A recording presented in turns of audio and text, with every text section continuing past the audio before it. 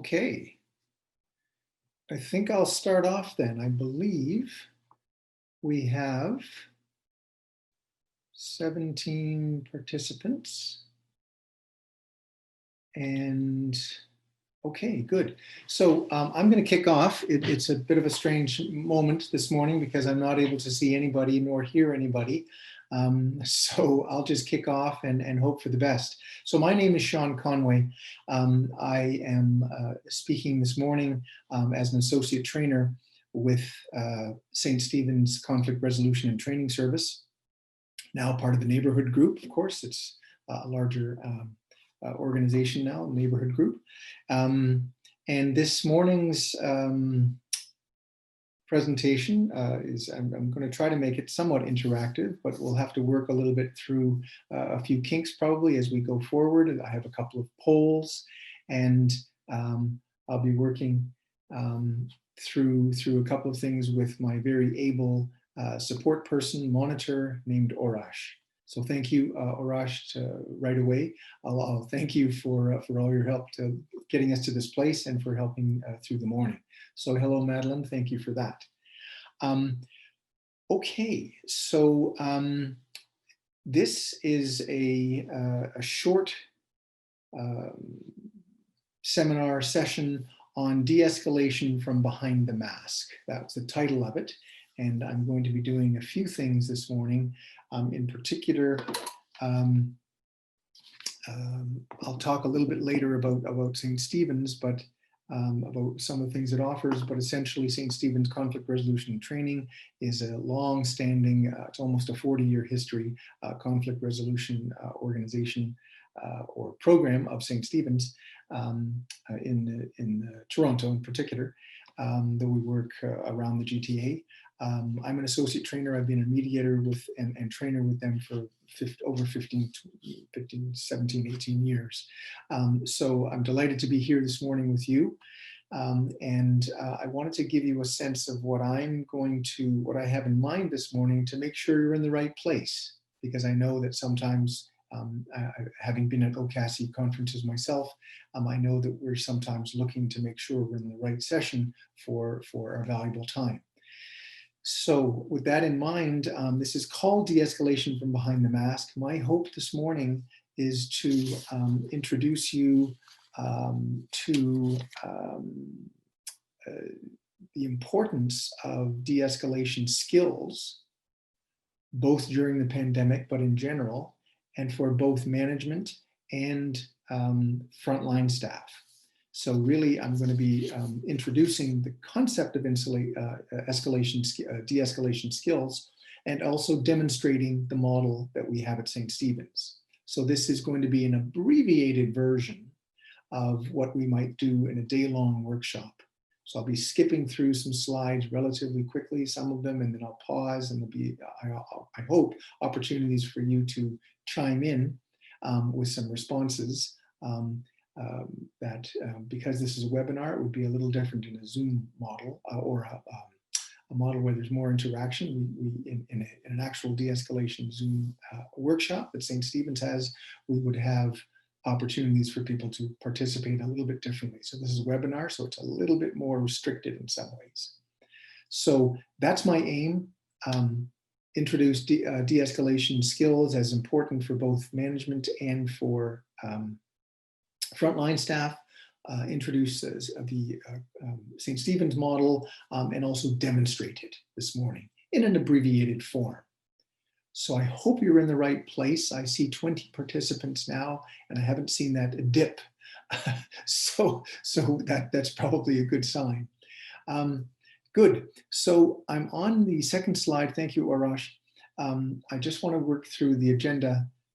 Just by the way, if there are quick Q&As about the program or the session this morning, you could put something in the Q&A, and I'll see it immediately. And I believe Q&A is at the very bottom of your screen, bottom right, and you can do that. Thank you, Madeline, for saying good morning. So if there are any questions, I'll look for those immediately. In any case, I'm going to walk through the agenda with you, and bearing in mind that we have only an hour and a half, and we want to have a little time for some discussion through Q&A at different points. So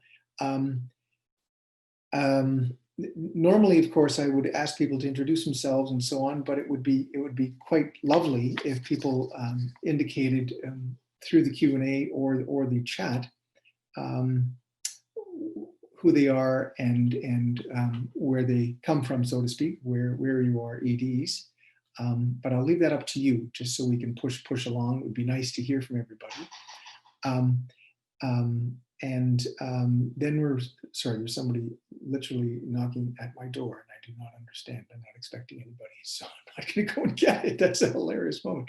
Okay, so I want to talk through conflict and disagreement in the pandemic, talk about approaches to conflict management, and talk about dynamics of conflict escalation and the de-escalation model and next steps. That's my agenda this morning. I think I'm going to push forward then, Orash. Right, great. So I have a little poll, and I'm going to ask 3 questions, one at a time. And it's, since the pandemic began, has conflict within your organization increased, decreased, or remained the same? Since the pandemic began, has conflict in the larger community you work increased, decreased, or remained the same? And how effectively has your organization, staff, and volunteers responded to conflict? So we're moving on to the first poll. So I'm going to ask you to, and I'm going to ask Orash to move to the next slide. So essentially, this is your time. Hello, good morning, Elaine. Great, good morning, Shelley, just by the way, from the Y, and good morning, Margarita Cardona from Settlement Coordinator at HMC Connections. Great. So since the pandemic began, has conflict within your organization increased or remained the same? So it looks like we've already done that poll. People have done it quite quickly, but we only have 2. No, I'm sorry. We've only had 3 responses so far. Has conflict within your organization increased, decreased, or remained the same?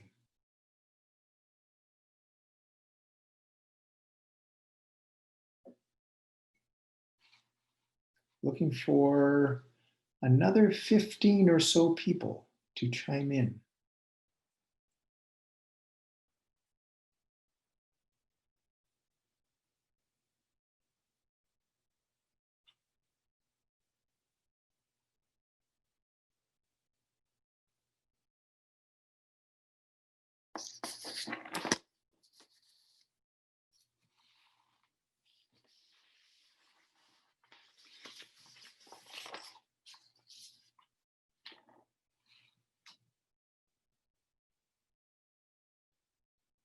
So I'm going to encourage people to see if they can do the poll, see if they can answer the poll. It's that simple question. Since the pandemic began, has conflict within your organization increased, decreased, or remained the same? I think we've only had 6 respondents so far, if I'm not mistaken. So, and we have about 20 people in the room.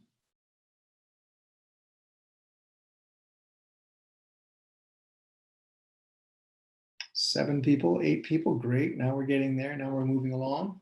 Thank you, Arash, for your patience. Keeping the poll open for a moment.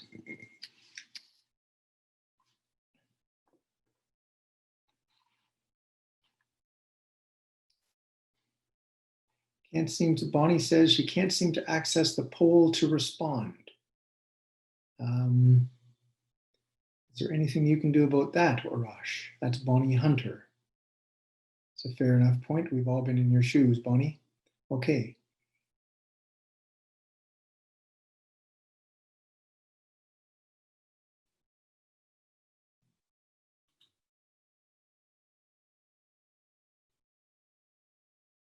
Okay.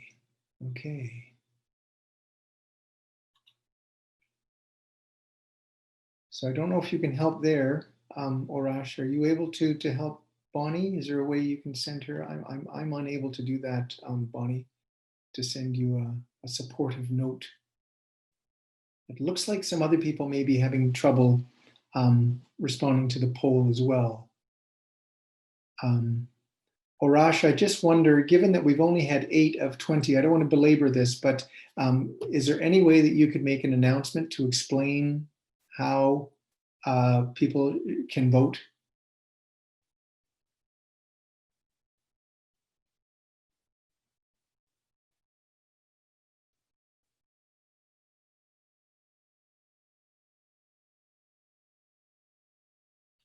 Are you still with us, Arash?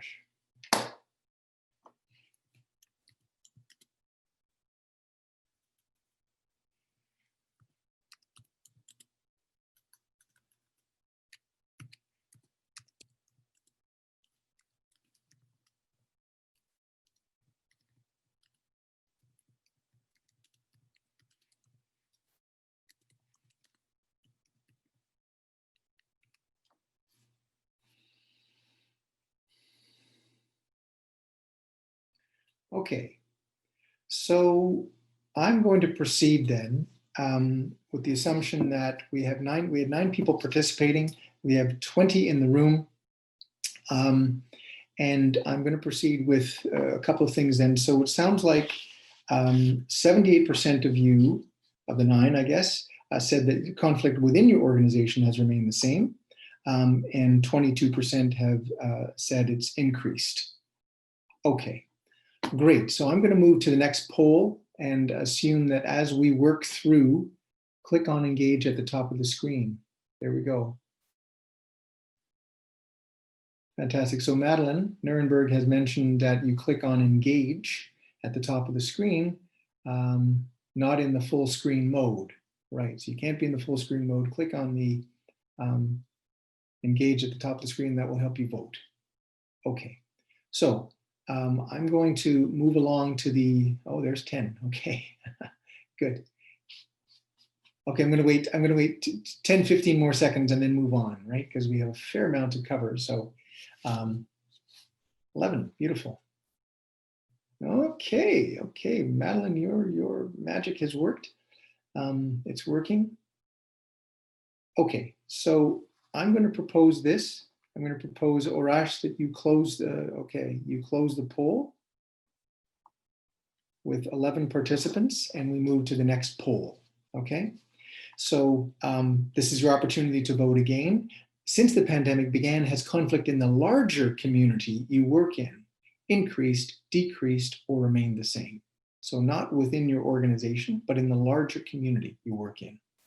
Could you go to the poll? Great, 3 people, already done it, super. Jump in, folks. Now we're seeing people move along. Okay, engage, top of your screen. 8, great. Going to wait a few more, just another half minute to allow people to vote in the poll. Has conflict in the larger community you work in increased, decreased, or remained the same?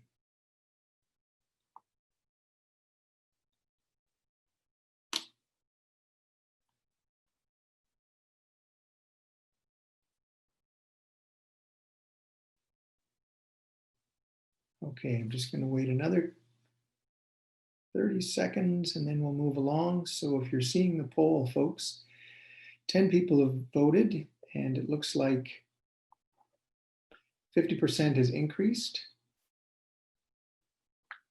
30% has remained the same. And then 20% has decreased. Wow, okay. That's terrific. Okay, good. Can I ask you, Arash, to close this poll and move to the third one? This is, how effectively has your organization, staff, and volunteers responded to conflict? So very effectively, somewhat effectively, not well, we need help.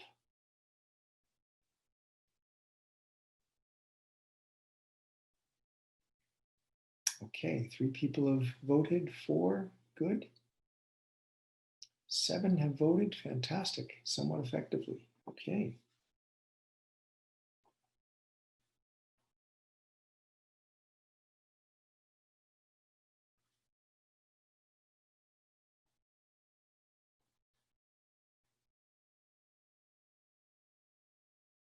Okay, 10 people have voted.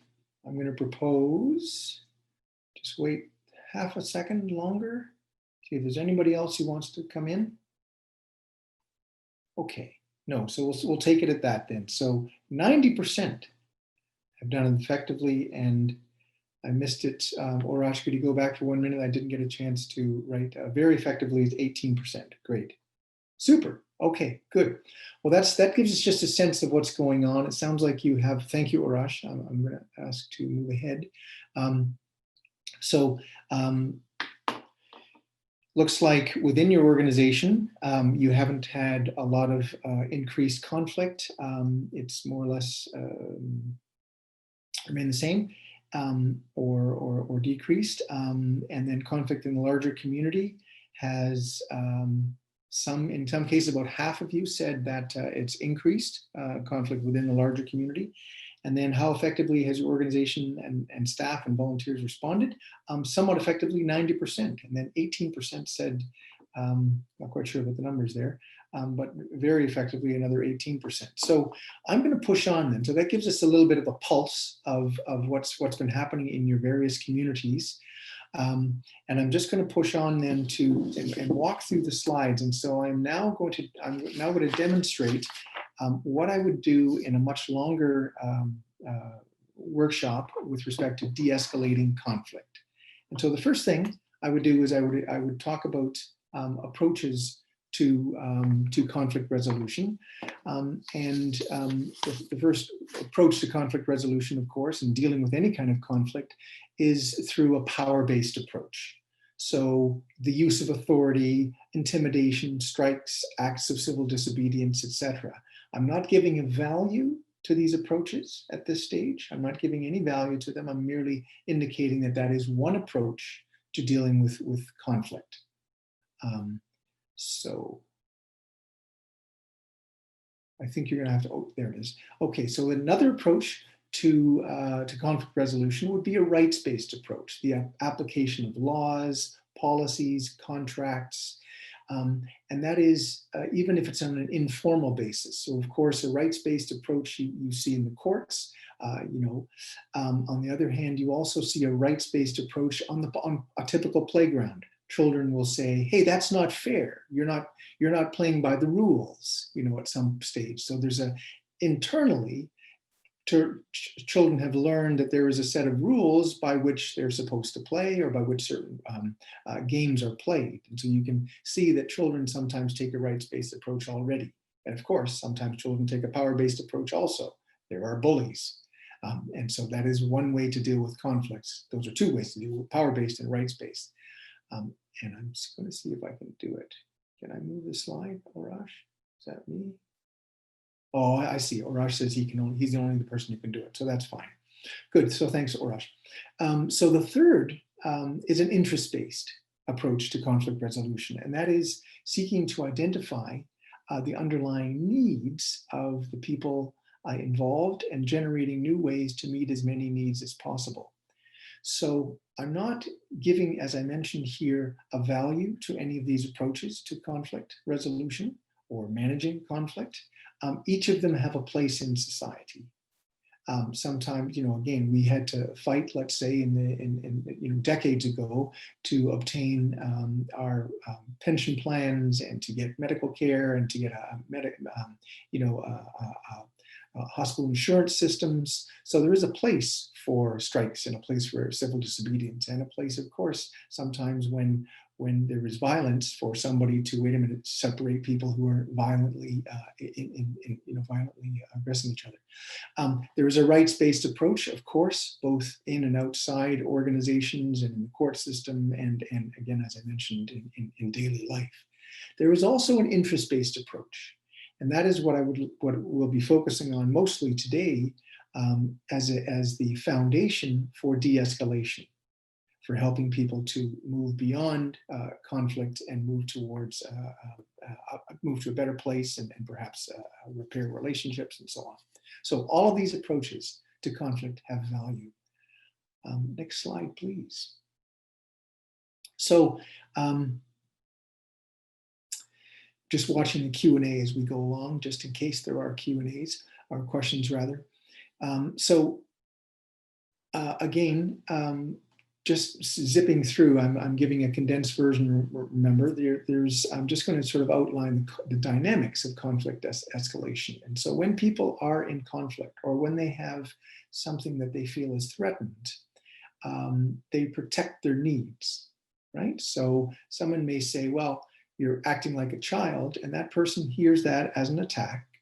And the other person, the other party or stakeholder will say, well, wait a minute, I'm not doing anything wrong. We'll protect his or her needs by defending him or herself. So sometimes it's a defense that happens, and sometimes it is a counterattack.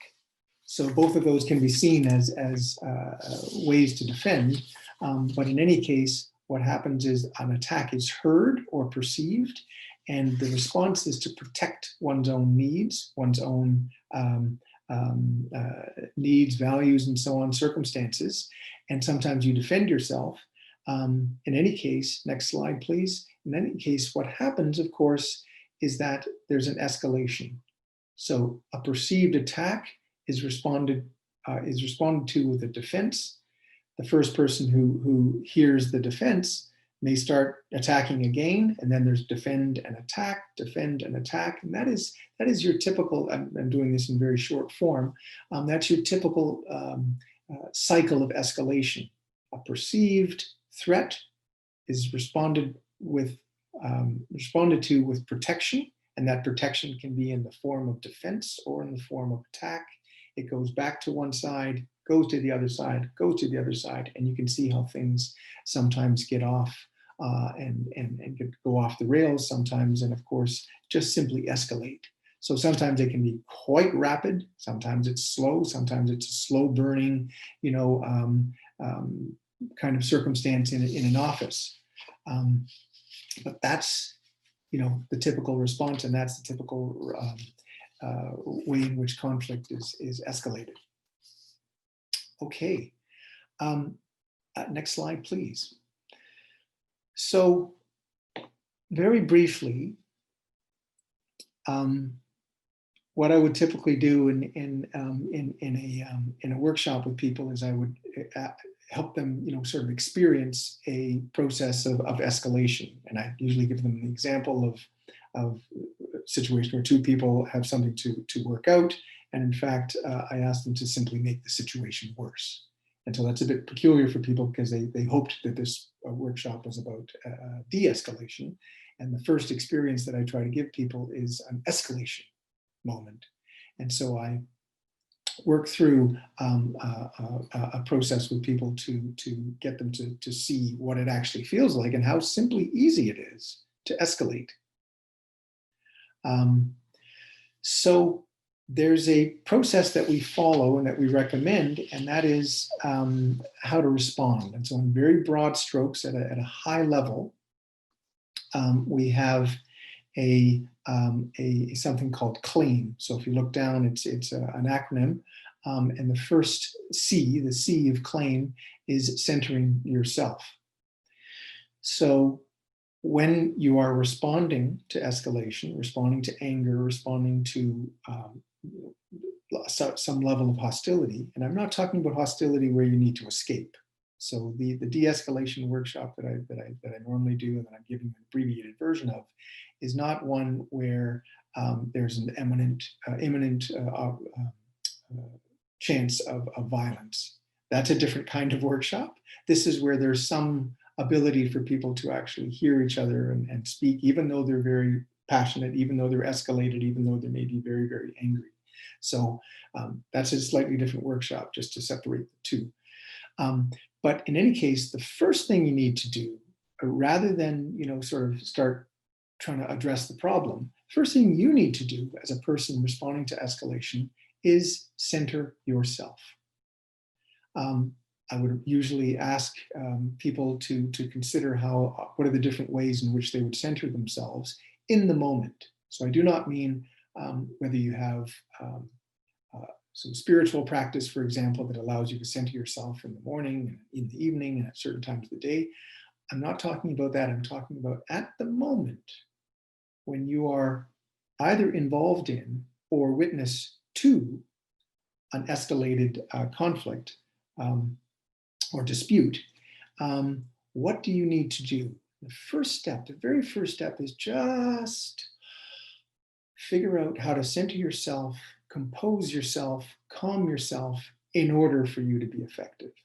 So whatever that may be. Sometimes people, they drop their shoulders, they give their shoulders a shake, they wiggle their toes, they breathe. They take a couple of breaths, they slow down, they breathe, and they just take a moment. So rather than responding quickly, it's just, okay. And in my case, when of course, I'm a mediator as well. When I'm centering myself, I usually say something along the lines of, wow, okay, that's a lot. I just indicate initially that I'm listening and I'm hearing, but I just need to pause myself and stop. And that helps. Number one, you listen better and helps you prepare and organize your thoughts as you enter into the escalated dispute. It also helps the other person to sometimes take a breath as well, the other people or other person who's in an escalated state. So that's the first step. One small thing that I often mention, and this is the question of how your brain actually works. When you are in that escalated moment, you are triggered. And there is a process, there's a part of your brain called the amygdala, and there's this process called an amygdala flood. And essentially what happens is when you're triggered, when you're upset, when you're in the middle of an escalated situation, you're momentarily sort of blinded. There's a flood and you can't think rationally. And so again, the earlier exercise that I do with people allows people to have that feeling and to think a little bit, think it through and realize that, yeah, they were just responding to the anger, to the hostility and so on. So anyway, I talk a little bit about what actually happens in people's brains, in the amygdala in particular. So Arash, may I ask for the next slide, please? The second step in responding to escalation is to listen for what's important. Of course, you're listening, but listen for what's important. And we'll talk a little bit more about that. What is really, really driving that person's agitation, anger, overwhelming, sense of accusations and so on. What's really important to that person? So listen for what's important. Third step is acknowledge what you hear and pause for a response. So acknowledging, we'll talk about this a little bit later on, is just simply restating. You've listened and you restate what's important. You have to decide yourself using your good judgment as a person, either in that escalated moment and responding to somebody or witnessing it. You have to figure out yourself whether you need to, what are the 3 or 4 or half dozen things you need to really acknowledge as important, and decide whether you need to go through all the details of what's been reported to you, what people are saying to you. So acknowledge what you hear, acknowledge what's important, and then again, pause and see whether you have it right. They may respond and say, well, you don't have the full story and I've got more to tell you. Good, that's what you're looking for. Acknowledging the important pieces. If you don't get it right, if your description isn't quite right, if it's a little bit hard to summarize or paraphrase on the spot, when you're in that moment, acknowledge and then do your best to listen and say, do I have it right? Let me know if I have it right. I want to understand. And the next step after acknowledging is to invite more information. So that's where the person feels acknowledged, the person starts to feel acknowledged, and then you need to say, okay, tell me a little bit more. And so I do this action because it's a bit like sort of drawing forth more information from the person. And I'm going to just say person. Sometimes when you're witnessing an escalation, it's a little bit different. Suppose you're involved directly. Just simply invite more information. Tell me more about. And so we have lots of different ways of asking questions, and needless to say, we could spend more time on this, but again, I would review the difference between an open-ended question and a close-ended question. A close-ended question, of course, is a question that asks for a response of yes or no. And again, if you think about who asks those sorts of questions in our society, they're often people in power. The police officer will say, did you punch him or not? The judge will say, did you arrive at 10 o'clock? Exactly. So they're looking for a yes, no question, yes, no answers in order to collect evidence. When you're listening for what's important, you're not collecting evidence. You're stepping into the person's world to, help that person start to feel heard in order to de-escalate, right? So you're inviting more information with open-ended questions rather than close-ended questions, not yes/no questions. Did you do this? Yes or no? Did you arrive at such a time? Yes, no. It's more, tell me more about. I'd like to hear something about this. I've heard you say that you were really upset when you arrived at the photocopier and there were your confidential notes placed willy-nilly on top of the photocopier. Tell me a little bit more about that and that whole incident. Tell me a little bit more. So it's asking with open-ended questions, open-ended statements, what's going on? Only then do you move to M. And that is, only then do you move towards problem solving. And again, I usually have a discussion with people, but sometimes, especially when you're busy, I understand that you are, there's a crew of experienced managers and executive directors here this morning, as there is at the whole conference, and we're busy. We're all very busy. And sometimes when people come and present problems and are escalated or are presenting or being accusatory themselves with you, you want to, because it's uncomfortable, number one, and number two, because it's your role to help fix things, sometimes we move directly into problem solving. You say, well, why don't you do this? Why don't you try this? Or you could do this. And so we want to move them along. And I'm proposing that an effective process for responding to escalation is leaving problem solving to the last. Listening for what's important, acknowledging, inviting more information, and only then saying, well, are you ready to talk about some solutions? Let's see if, now that you're de-escalated, can we, you don't necessarily use the word de-escalated. Now we're able to talk a little bit more calmly. Can we start, thinking about how we're going to get past this problem? How can we solve this issue? So, right.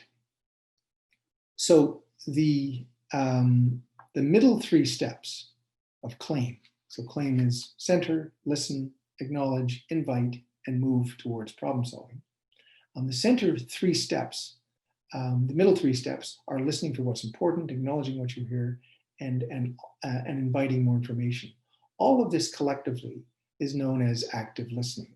Active listening can be, sometimes people use it in popular culture, but it is a very specific process. It's some very specific techniques and skills that are required that we practice, in the workshop and we do as mediators and trainers.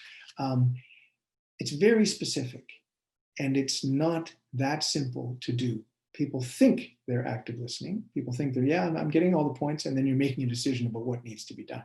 And part of that is because of our situations in our organization and because of our situations in life. As a parent, when you face two children who are having a dispute and shouting at each other, brother and sister or brother and brother, whatever, sometimes, you're thinking on your feet and you need to move quickly to, okay, of course, separating them if they're actually scrapping, if they're actually in a physical fight. But then, you often, move quickly to deciding what needs to be done. You're moving quickly to problem solving. So I'm not suggesting that there are times when that's appropriate.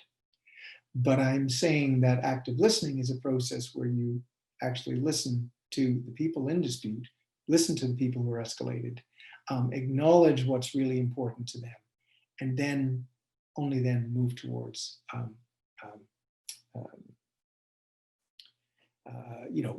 sorting things out and solving the problems. So I'm going to ask that we move to the next question. So an important way to remember, so there's I've given you a little acronym, CLAIM, but an important way to consider what's important is to consider, well, what's really beneath the surface when people are escalated. People make judgments and positions. They say, you're useless, you're lousy at your job, you don't come to work on time, and you're always inefficient in organizing meetings, whatever it may be. Or there are much more community related situations where people may take positions and they make claims about somebody else. And of course, the other person makes a counterclaim, a defense. And of course, that leads to escalation, right? So just in general strokes, when people, are interacting with each other sometimes, and it's a passionate moment, sometimes we'll get into those disputes, those escalations, and we'll pass judgments and positions back and forth, accusations, claims, we make assumptions, we just jump in and throw things out. Things roll out of our mouths and cascades. To use two different metaphors. Underneath what people are saying are lots of other underlying factors. So people's concerns, people's experiences, their feelings, their needs, their values and interests, their expectations, their intentions. So if you think of this diagram as an iceberg, and this is what icebergs look like, I've frankly not been able to experience this myself, but I understand icebergs, only show a little bit of above the water. Beneath the water are really the things that are important. So people's positions are what you hear. People's claims, assumptions, accusations, that's what you hear in an escalated discussion or when people bring things to you. What you're listening for ultimately is what's going on underneath the surface of those statements. What are the deeper concerns? What are the deeper, in short, interests? So this is where I come back to not the power-based or rights-based approach, but the interest-based approach. You're looking for the underlying interests. What are the underlying interests that have made this person say, you're useless? Well, it may be, for example, the person says more and says, well, I don't get my job done because I'm depending on you to come in the morning at the right time, and you're just useless. You're just useless for the first hour, right? You have to have your 6 cups of coffee and you're useless. And so what's really important to that speaker? That person wants to be competent in his or her work. That person wants to be perceived as competent in his or her work. That person wants to do a good job. Those are all deeper concerns and intentions and needs that in your listening, you can draw forth. And you sometimes need to say, well, it sounds like you're really interested in doing a good job. You're doing a good job in your workplace. You want to be seen as competent. The person will say, yeah, darn tootin'. Absolutely. That's what I want. And that's why, when you come late, etc., and then you can open up that discussion. So listening for what's beneath the surface. If there are a couple of images you can take away today, think about the iceberg image. Okay, I'm going to see if we can try this. Again, I'm going to go with a Q&A. So I'm going to ask people to consider. Don't go to number 2 and number 3. Let's just consider number 1 together for a moment. Someone says to you, I am not a liar, If I say I need it, I need it. Why are you making me go through all this paperwork? So again, some of you work in organizations where this type of comment may not be uncommon. I'm not a liar, If I say I need it, I need it. Why are you making me go through all this paperwork? And you could change the tone in which it is said to you. how would you respond with active listening? So could you just take 1 minute and come up with an answer and put it into the Q&A if you can. So again, top right, engage. Put in an active listening response. Acknowledging what's important, inviting more information. Could you take a moment and respond to that one, just number 1?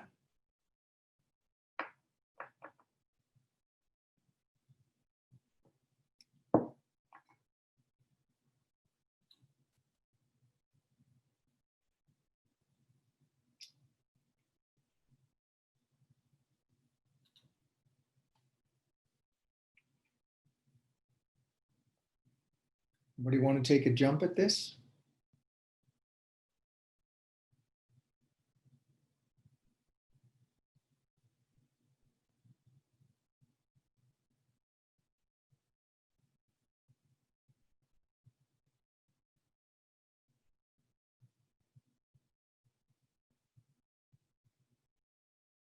Not quite clear, Arash. I'm looking for an answer. Okay, can't people can just enter the website and code on their cell phones. Okay. Okay, so does somebody want to write a response to the I am not a liar, you know?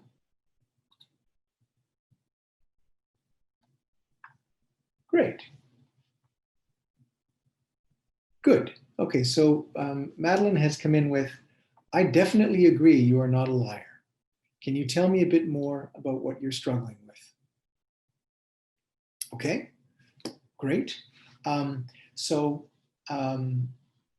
That immediately sort of takes a step. I think that takes a step towards the person. You know, I agree you're not a liar. Can you tell me a little bit more? Are there any other responses you could give? What else could you say to this person? What important interests are being indicated here? What could you say to acknowledge interests? So Yunjin says, words will be gone. We need your information for the resources. Okay, I think, right, I think you mean to say that it's really important that we have this paperwork because just talking is not going to be enough for us to help you or provide service for you. Okay, here's another one. I understand you need the services and you are concerned because this takes time and paperwork. Could you tell me more why this is difficult for you? Okay, right. So a little bit more directly saying you understand you need the services. That's very direct. If I say I need it, I need it. So you immediately can say, I understand you need the service and you're concerned because this takes time and paperwork, right? Can you tell me why this is difficult for you?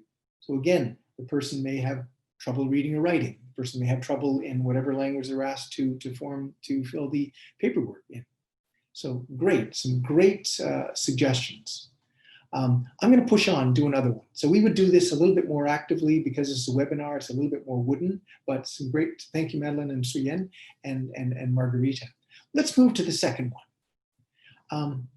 So here's the angry person, and I'm going to play that person. You couldn't care less about me. I'm just another file, and how much I'm hurting doesn't matter to you. What could you respond to that? Active listening, acknowledge what's important, invite more information, acknowledge, restate, and invite more information.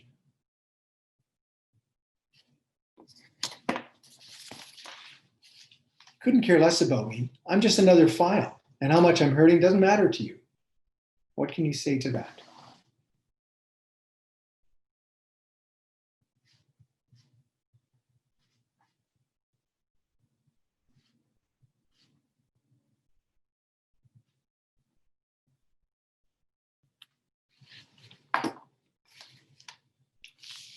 Can you jump in?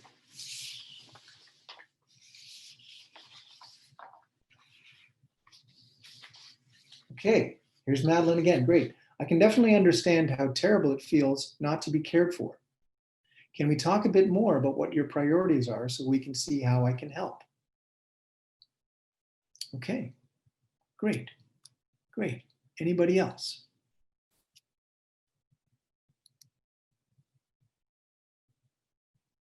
Everybody has their own phrasing.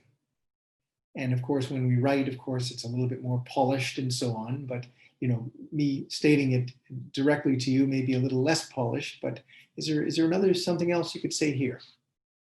What's the, I hear your pain and I'm sorry this is happening to you. Okay, okay.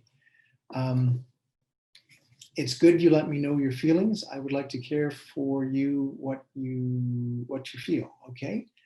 Margarita, I understand you think we are more concerned about a number of or a file than your feelings. Could you share more with me? How does this hurt you? What are your feelings about it? Lots of, again, you can see the different ways in which we all communicate. These are very helpful. All of you are saying, I'm listening. You know, thank you almost. There's an appreciation in your comments. One more is, I liked that it's good you shared your feelings. Great, yeah, it's good you shared your feelings. And again, I'm going to suggest it's a couple of things. When you use the language of I understand, there's a little sensitivity sometimes, and one has to be a little bit sensitive about that, because in fact, if the person feels you're saying, oh, I know just how you feel, it's a little tricky. We all come from different locations, social, cultural locations, and one has to be a little bit careful saying, oh, I understand your situation. So when you use the language of understand, it's perfectly natural and it flows out of us, you know, when we, in ordinary conversation. When we use the language of understand, I would recommend that you be a little bit careful not to use understand in the sense of, oh, I know what you're going through, you know, because in fact, you haven't worn that person's shoes. You may have, you know, but again, you're not in that person's shoes. And so there's a little hesitation I have when I hear the language of understand. So just a small note to just pay attention to that kind of term. And we'll talk a little bit more about something else in a moment. Let's go to number 3. It's really helpful. I mean, we're seeing more answers now, and it's really good. So here's another one. I don't like being questioned like this. Are you implying I'm not doing my job correctly? So this is a little bit more, you know, could be an interstaff conflict or comment that's made between staff members. I don't like being questioned like this. Are you implying I'm not doing my job correctly? What could you say in response to that?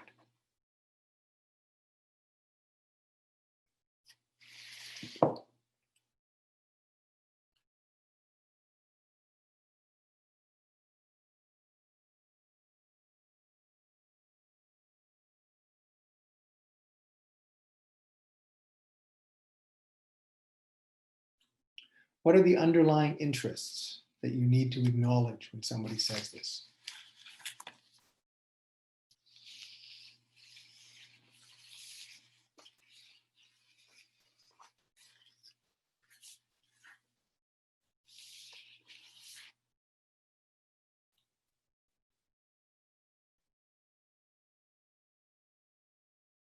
Okay, so I'm going to propose just a couple of ways to respond to this. And, you know, I would say, oh, sounds like you're upset, and it sounds like it's really important to you to do your job well and to be seen to be doing your job well. And you don't like being questioned because it feels like a cross-examination to you. It feels like your competence is being questioned. Do I have that right? And the person would say, well, yes, a little bit more. And then I can say, well, tell me a little bit more about, you know, the questions and how you respond to them, because it sounds like you're upset by those questions. Tell me a little bit more about the type of questions that you were asked that make you feel this way. So it's just an opener, but I acknowledge the importance of doing the person doing the job well, being seen as competent and so on. And then I move on to let me know a little bit more. Yeah, so advance, please. So a couple of quick ones. There's a difference between agreeing and acknowledging. And there were a couple of comments that you've already made that were a little bit more, sort of on that threshold there. So agreeing, I'll give you these 3 examples. Agreeing is literally sort of saying, yeah, you're absolutely right in thinking or feeling a particular way. Acknowledging is being neutral and acknowledging what that person is saying without actually indicating whether you agree with it, whether you think it's true, whether you think it's valuable. Neutrality is critical in active listening, good active listening. And so being appearing to be neutral, to be a neutral third party. So agreeing is a statement such as, oh, of course you want your privacy respected. Everybody does. That's different from, it's very important to you that your privacy be respected. Second one, you're right. It was inappropriate of me to ask you that question. That's agreeing that the person is right. Acknowledging is, you feel it was inappropriate of me to ask that question. Now the person may persist and may say, no, you were wrong. Still, and so then this is where your own ability to center yourself and keep yourself calm is important. But you feel it was inappropriate of me to ask you that question, or you felt badly when I asked you that question. So it's giving it back to that person, acknowledging what you're hearing without taking a side and without defending yourself. Defending yourself is taking, either sort of is disagreeing. Right? And agreeing is different from acknowledging, and disagreeing, of course, is immediately escalating further. It not necessarily, but it can escalate further, depends on the tone. Good, so Madeline has a question. She says, what if someone has really done something wrong? Shouldn't they acknowledge that? So remember, the last step is problem solving. How in fact do you address that wrong that was done? You may need to get to that. And of course, as a manager or an ED or someone who supervises other staff, sometimes, of course, you need to figure out, okay, where is the wrong, where is the right? I'm not disputing that. What is important in the initial conversation is to listen, acknowledge, and get enough on the table for, number one, that person to feel better and calmer and de-escalated. So in fact, you're able together to find out, well, what really happened and what needs to be acknowledged. Did you do something wrong or not wrong? And so the language of wrong and right is a little tricky, but how would you do something different? How do you feel about your own behavior? I mean, you can get there, Madeline. So you can get to the point of discussing what happened and whether certain behavior was appropriate or inappropriate. You can get there. But the first process is going through the other steps that I mentioned. Quickly, agreeing, naturally your kid's education is your top priority. As a father, I know how you feel. So you're letting out, you're not being neutral there. You're sort of taking the person's side. And I'm suggesting that there may be a time for that. But initially, active listening is simply acknowledging. The way you see it, your kid's education is your top priority. So I'm going to move on to the next slide, please. So I'm not going to belabor this, but there is paraverbal and nonverbal communication. And this is when, if your words do not match your tone and body language, people will believe your tone and body language before they believe your words. So, there are lots of studies based on, lots of studies that indicate that what we do paraverbally, what our nonverbal communication is far more important sometimes than actually what we say. So the tone of voice, the volume, how loudly or softly you speak, the rate or rhythm of speech, the rapidity of your language, the facial expressions and the motions or positions of the muscles beneath the skin of your face, the rolling of the eyes, the hunched shoulders, all those things that we do that are part of our communication with people. And in a process of de-escalating, you need to be aware of all of that and aware that your initial comments may not be taken for what you intend them to be, simply because you're nonverbal communication may not quite correspond to your verbal, the words you say. Needless to say, your body movement, your posture, the way we move and position our physical body is of course important. And then there are all these cultural elements and things that we sometimes probe into during the de-escalation, a full day's workshop or a couple of days. How people's different facial expressions and whether we look people in the eye, there are all kinds of things that we explore, and I draw forth from the people participating. So just something to bear in mind here. Oraj, next one, please. Right, so quick intervention. This is when you need to intervene, possibly as a manager or possibly when you're witnessing people, in an escalated situation, a dispute or a shouting match of some kind. So 4 essential steps: get the attention of both people. May I just have your attention, please? Just literally saying, can I have your attention for a minute? Can I just hold on for a minute, right? And you do that both sides, right? Both people, or when there are perhaps more than 2 people. Tell them you're going to listen to them one at a time. So you're starting to structure things a little bit. You're saying, I'm going to listen to you and I'm going to listen to you, but in order for us to make some progress, I want to listen to you one at a time. Can we do that? Yeah.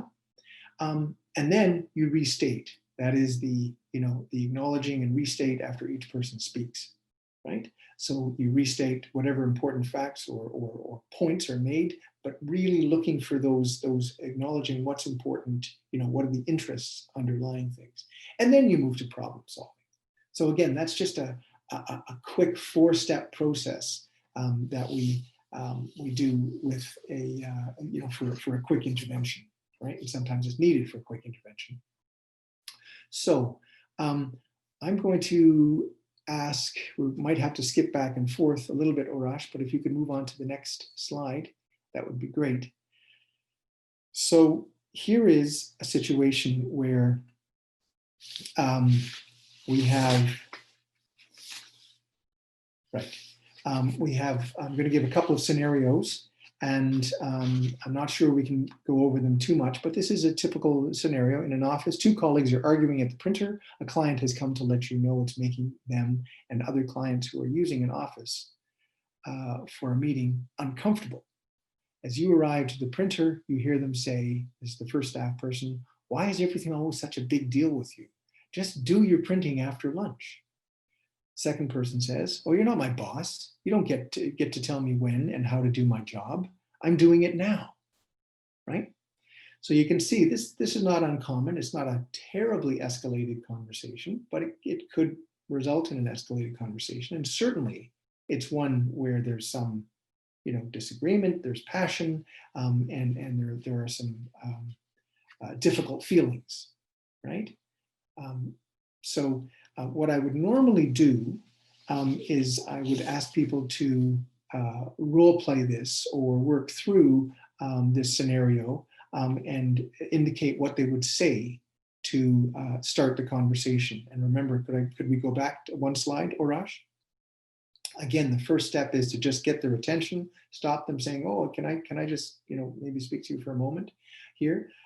Tell them you're going to listen to them at one time, and then restate after each person speaks, right? So next slide, Raj.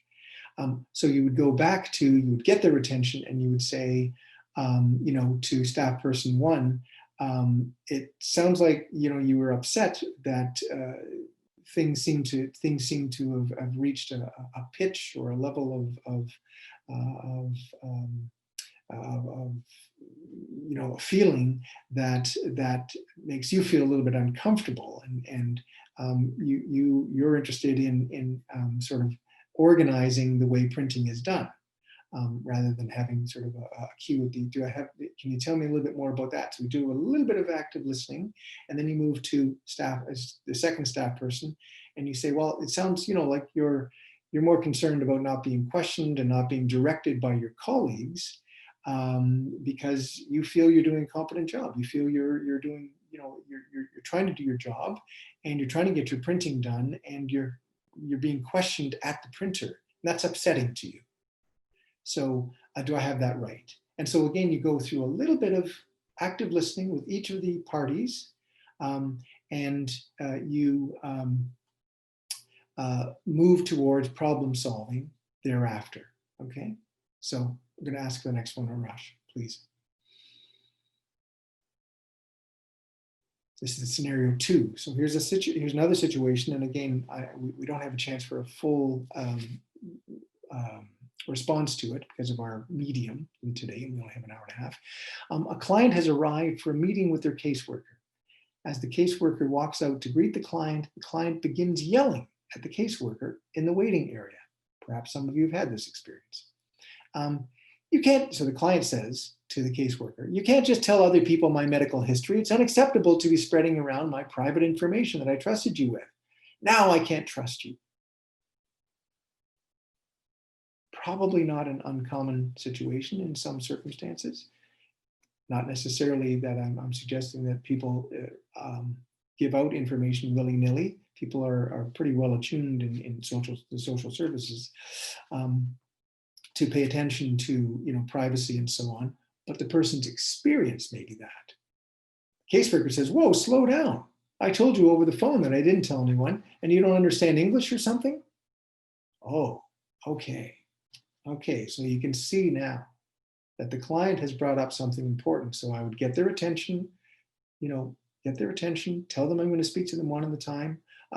Probably turn to the client first and say, sounds like you're quite concerned about your private information being shared with others, particularly your medical history, and that you have you understand that caseworker X shared that information and you've lost trust.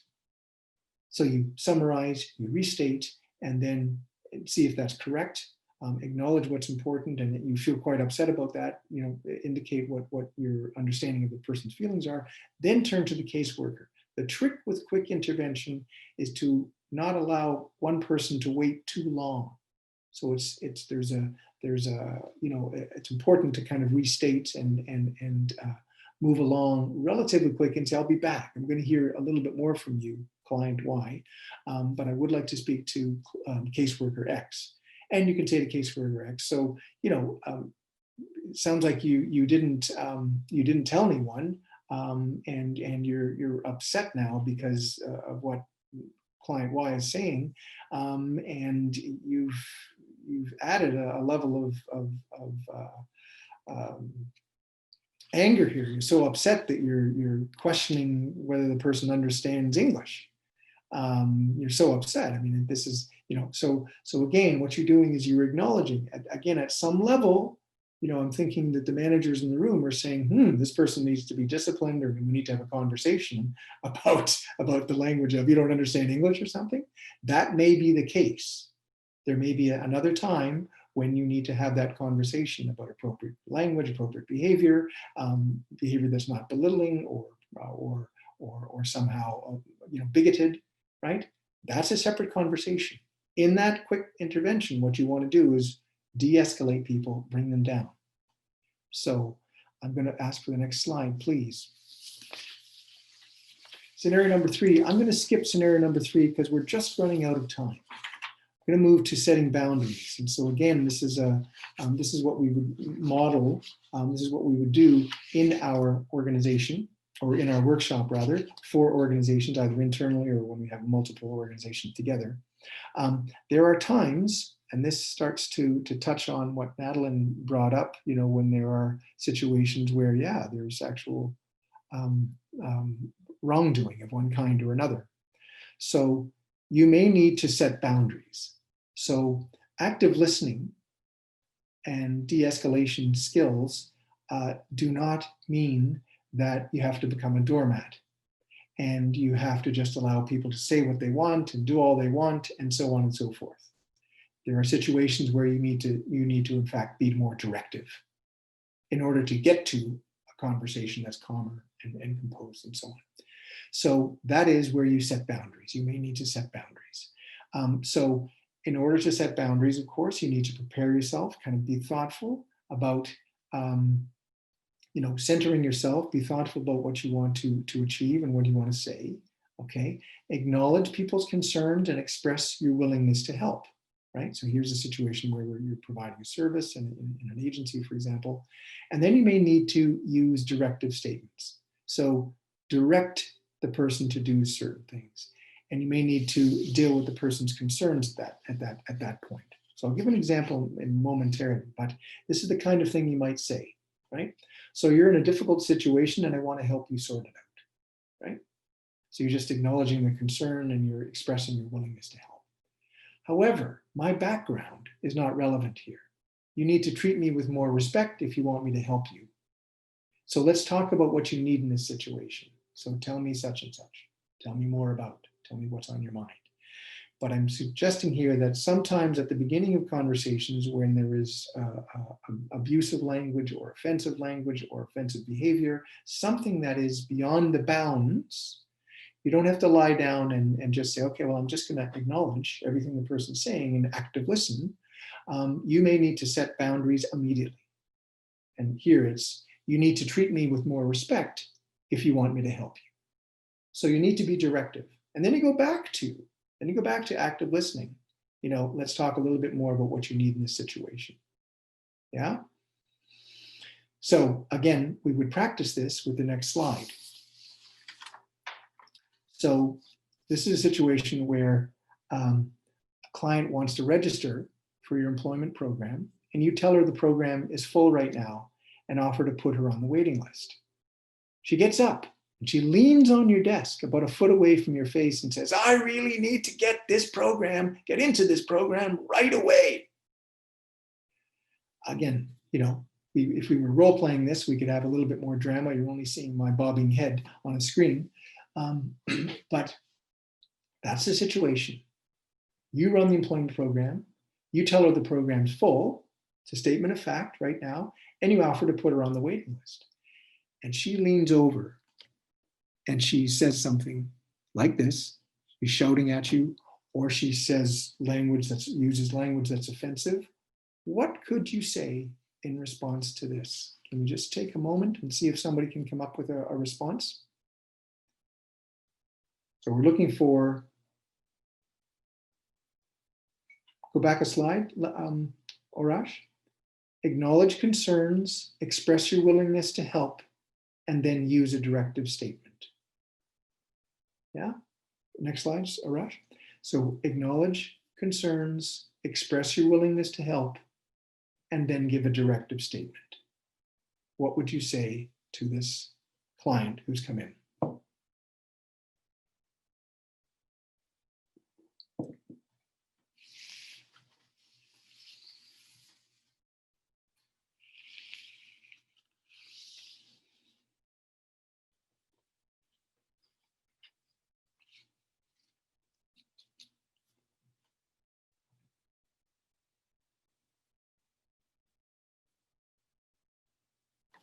Trying to figure out whether I should wait a moment or,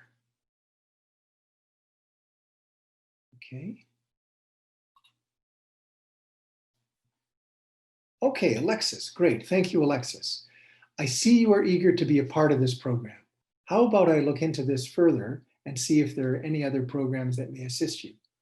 Good. So far, so good, Alexis. I'm going to say, Alexis, if that person is threatening you, what would you say? So the person's leaning over, and the person could have been a little bit more dramatic, a little bit more passionate than I've been. I just said, I really need to get into this program right away. If the person starts shouting at you and being threatening, there's a piece, I think, about directing the person. Alexis, would you, Madeline, I can hear that you're upset and I want to help you, but I need to help. I need you to step back and lower your voice. Otherwise, I cannot help you, right? Yeah, so otherwise I cannot help you, or if you want me to help you, I need you to step back and lower your voice. So Alexis, I'm suggesting that again, setting boundaries again, there's your couple of first sentences were terrific. I don't see it now, it's disappeared. But you want to I can see you're eager to get into the program, but at the same time, If it's more threatening, sometimes you need to say, oh, wait a minute, whoa, whoa, whoa. Okay, so I'd like to help you. I hear I hear what you're interested in. I hear what your concerns are. And then I really, I need, in order for me to help you, I need you to do X, Y, and Z. Step back from my desk, please lower your voice, whatever it may be. So Sion has just brought in calm down. I would like to register in this program. I need your participation. Let me know what program you'd like to enter. So it's great, Suyan. I'm glad you're bringing this up. And unfortunately, we have this wooden medium that we're writing to each other. But if we were to do this with in a Zoom, a real, not a webinar, but a Zoom workshop, we'd be able to see each other. We'd be able to see each other's expressions and actually hear each other saying these things. I would recommend that when a person is angry, you don't lead with calm down. If you remember times in your life when you have been, what you feel is justifiably angry or upset, and someone immediately says, calm down to you, does that actually calm you down? Sometimes it escalates the person a little bit further. So just the language of calm down, I'd be a little bit careful about, Suyan. But again, you're indicating, I would like you to register for this program, your willingness to help. And then again, you want to be more directive about the person's behavior. Yeah. So I'd like you to participate. And I need you to stand back from my desk, or I need you to lower your voice so we can have a conversation and I can help you. Yeah. So great. I'm going to go to the next slide.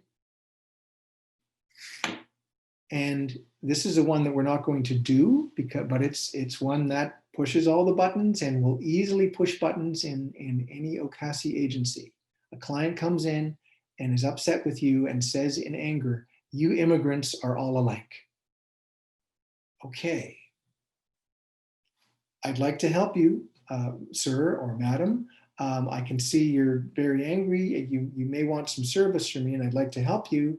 You need to not make comments about immigrants, and you need to not make broad, generalized statements that you have no right in saying. Okay, something like that. You need to direct the person to stop making bigoted or racist comments and so on. So we do these exercises in the workshop, usually there's a lot of passion. Particularly with folks who work with newcomers and refugees and so on, there's a lot of passion when in this example, and there are other ones, that people, we use in the workshop. I'm going to ask for the next. So before we do a quick poll, I'm just going to ask whether there are any last questions. We've got about 10 minutes left, but I'm just going to ask whether there are any last questions, and I'm just going to review. So today we've covered a very abbreviated version of a de-escalation workshop that would be both applicable for management and for frontline staff. We would customize it, of course, to the organization or multiple organizations that would be participating. But it's an abbreviated version. And I started with, I gave you some of the highlights. There are sections that I didn't do today. We spend a little bit of time talking about bias and how bias affects the way we behave with other people and how we help people de-escalate. But today we started with the interest-based approach to problem solving and to conflict resolution and management. We move to claim, center yourself, listen for what's important, acknowledge what's important and the underlying needs with the underlying needs and interests and concerns with the iceberg image. And then we move to gave some examples of active listening and looked at active listening in particular, and we did a little bit of practice with active listening. And then we moved to setting boundaries, and we talked a little bit about paraverbal, nonverbal language and its importance. And we talked a little bit about setting boundaries and how to direct people when language is offensive or behavior is offensive. So at some stage, you need to do that. So are there any questions about what was done today before I do a quick poll before we leave? And I really would like to stay for the poll because it'll be interesting to see the responses to these two questions in a moment. So any quick questions? I'm going to leave that open, and I'm going to ask Orash to ask us to do the first question, do the poll for the first question. So the poll is, who in your organization needs to increase their de-escalation and conflict management skills? This is a little bit of reflection on your own organization. Who in your organization needs to improve their de-escalation and conflict management skills? Any thoughts? Okay, all of the above. Okay, management, 50-50. Okay, anybody else? Frontline, good. Okay. Anybody else want to jump in? Top right-hand column to engage, or top right-hand of your screen to engage and respond to the poll. Frontline staff, okay. Anybody else? Just we'll wait one more minute or 30 seconds to see if people want to jump in. Who in your organization needs to increase their de-escalation and conflict management skills?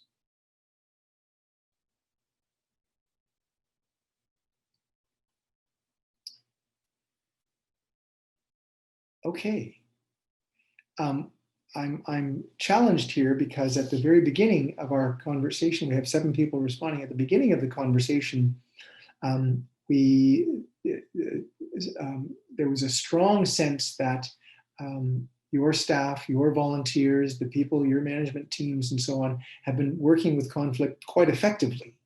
And so, again, I wouldn't dispute that. I'm going to take that as frankly, wonderful news to hear that in fact it's going quite well in your organizations. On the other hand, you may have come to this workshop or session today to learn a little bit more about how de-escalation skills can be improved. So sounds like 43% feel that management can improve their skills, 29 frontline staff, and then all of the above.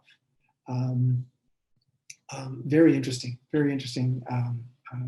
response. So let's move to the next before we leave. So second poll is, where will you seek resources to train staff and improve conflict management skills and procedures in your organization? So are you going to seek resources within your staff, including management? Will you seek resources within your volunteer base? Will you seek resources among third parties? Or all of the above? You may have built-in processes for training, professional development, with quite able trainers or staff members. You may want to look elsewhere, or you may have volunteers you use. I'll just wait another quick minute. Interesting. So people would look outside to third-party trainers or consultants, and some people would look to staff to improve conflict management skills and procedures. Good. So you can continue if you want to add to that. I'll just make a quick response then to the response or reply to the responses in the polls. It's interesting because you've now, as managers, you've gone through, I believe the people participating today were managers or EDs. You've now indicated that even though you're doing some work, you've done pretty good job of managing conflict within your organization. Conflict in the community has risen, of course, under COVID times and in these times with cutbacks, and oh my goodness, next year is going to be, we know what next year, the next couple of years are going to be like. All kinds of, circumstances, more difficult circumstances for people in communities, and potential for more conflict, of course. But you've also indicated that you would look elsewhere, 80% would look elsewhere and versus looking within. So there is a need I'm proposing for both management and frontline staff to continually, improve, reflect on their own conflict management skills, de-escalation skills. So I'm going to lastly, Arash, thank you for the next slide. I'll move to the next slide. That's the one of the workshops we offer, quick intervention skills for de-escalating conflict. Of course, St. Stephen's offers all kinds of other, we do 5-day mediator trainings and 3-day intervention trainings, and you can look up St. Stephen's conflict resolution training sometime. But are there any last comments or questions? I would be willing to, I'd be delighted if in the last 3 minutes, together we could maybe have a little bit of a conversation through the Q&A. So are there any other comments or last questions?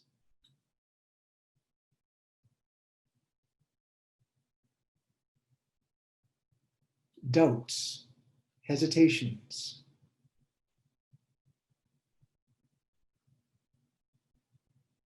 Uncertainties? Margarita says, what should we do when someone doesn't stop yelling? Again, Margarita, I would say there's no guarantee that these skills, active listening and de-escalation skills, will result in the response you would like. But I'm suggesting that if you are calm, if you are centered, and you continue to behave curiously and interested with the person yelling, at some point you can help the person come down. So it's not a guarantee. I appreciate, Margarita, that and I've been in situations like yours. I used to work in a drop-in for folks who lived on and off the street and so on. So I know the importance of that. But these techniques will help, but it's not a guarantee, of course. And of course, if it reaches the stage of violence, well, again, I would suggest that there be other measures in place so that in your organization, or where the frontline office is, or welcome reception desk is, that you provide, you organize some protocols around keeping staff safe, volunteers and other clients. I'm going to move to Suyen's comment. What is important to resolve conflicts? Madeline says, thank you. Thank you, Madeline, for being here. What is important to resolve conflicts? Not quite sure what you mean, Suyen, but I'm emphasizing today that interest-based approach, which is looking beneath what people are saying to the underlying interests, concerns, deeper needs and values. You're not able to change people's values, and that is not our job, working in social services.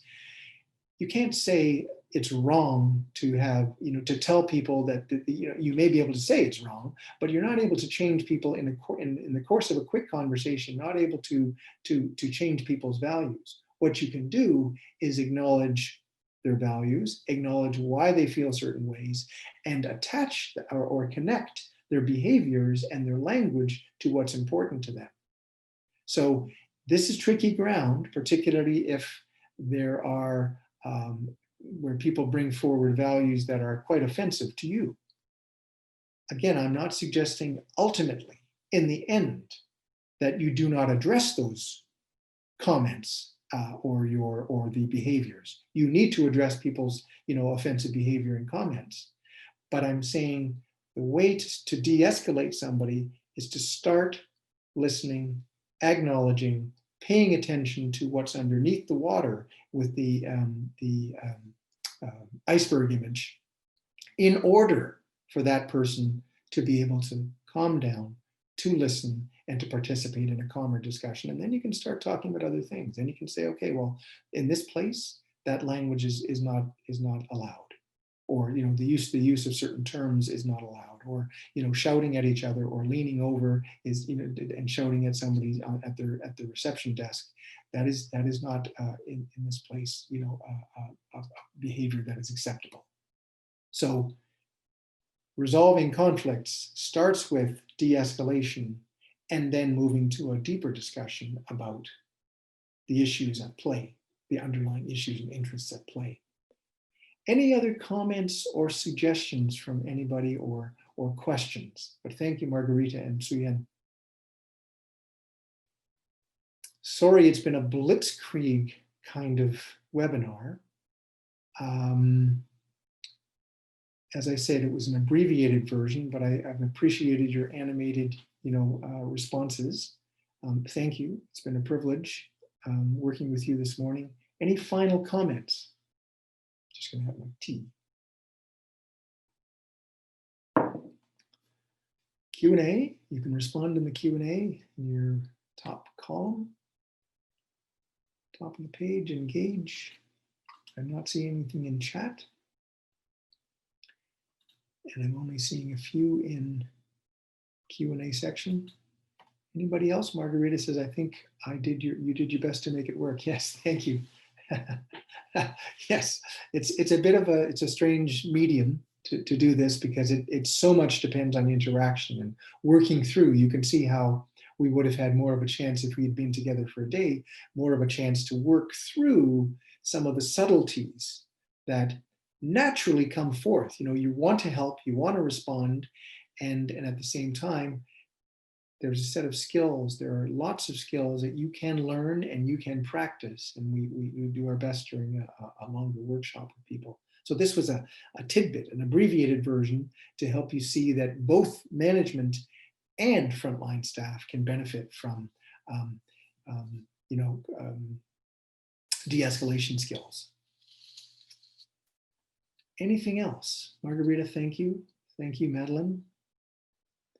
Anybody else? Well, I'm going to call it then. I'm not seeing any other comments. You're most welcome to comment further, but I'm going to, with that, say thank you for giving me the privilege to be with you today and to offer this short session with you and to learn a little bit about you. Thank you. I hope you enjoy the rest of the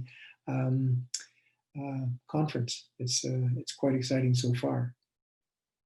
Okay, and my friend Arash says thank you as well. So thank you, Arash, for your very able partnering with me this morning. Okay, I'm going to sign off, I think. Thank you all. Have a good day and enjoy the rest of the conference. Bye now.